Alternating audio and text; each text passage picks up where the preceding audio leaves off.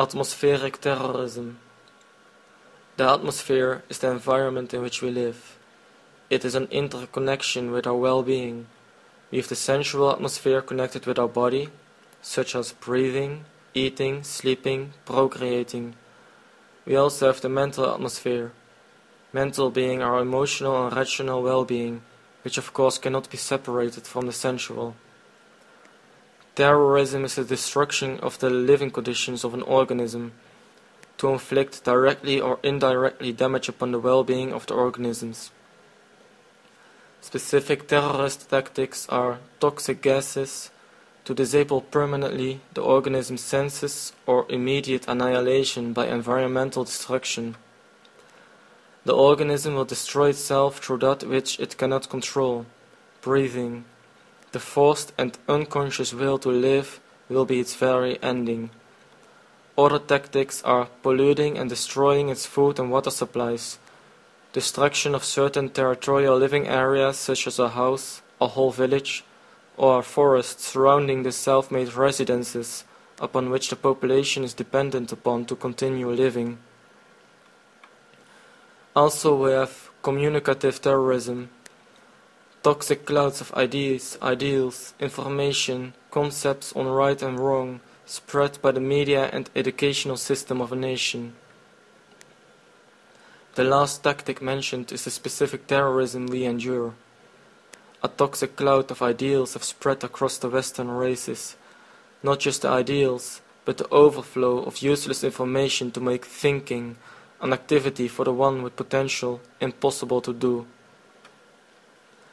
The living conditions of the Western peoples have been atmospherically intoxicated by the implanting of unrealistic, infertile ideologies, manipulating and directing common human behavior, altruistic abuse through guilt and responsibility madness, poisoning the collective memory and other terroristic acts of mind-fucking violence, to make life impossible to continue in health and disarm the organism so it cannot resist any other threats, and to incite the destruction and chiefly the self-destruction of the organisms. Feminization, equality, multiculturalism, interracial and homosexual propaganda, ancestral guilt, consumerism, the propagation of hedonism and infertile sex, and many other anti-life memes to inflict damage upon the genetic makeup of an entire race and generations after, all are acts of terrorism to make the living of the Western peoples infertile and impossible.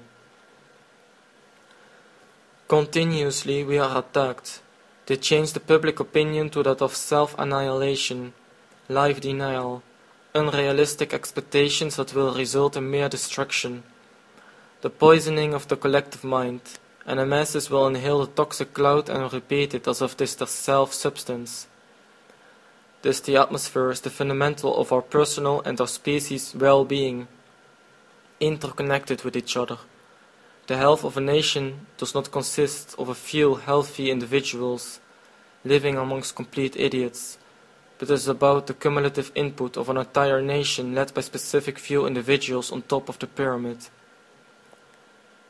There is an atmospheric unity, dependency, and interconnectedness between the observer and observed, the leader and follower, the teacher and pupil, poet and thought, dancer and environment.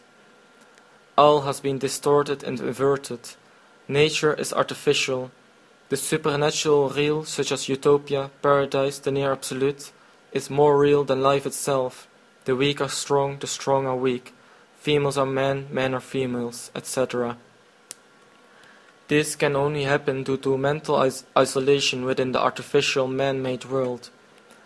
Isolated from rough nature, in quarantine within a sterile air bubble of toxic gases. Their equality consists of having a collective enemy, nature. They live in an individualistic world, a world where everybody seeks immediate self-gratification, but they are uniform in their behavior and needs. The atmosphere they create is like that of the dead. As I read in Sloterdijk's book, the atmosphere of the presence of the dead is not the experience of death, but resistance against death. Thus it is the will to live.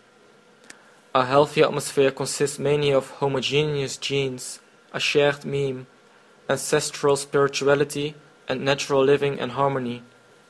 And of course, confrontation, inequality, an intellect and understanding of knowing thy place, and a clear understanding of who we are. Know thyself.